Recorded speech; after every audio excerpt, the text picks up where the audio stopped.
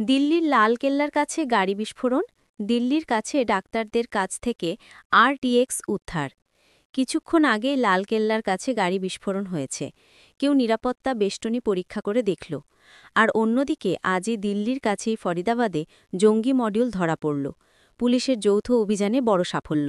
Jammu Kashmir police এবং হরিয়ানা পুলিশের যৌথ অভিযানে একটি আন্তরাজ্য জঙ্গি মডিউলের পর্দাফাঁস হয়েছে। গ্রেপ্তার করা হয়েছে ৭ জনকে, যার মধ্যে ৩ জন ডাক্তার রয়েছে।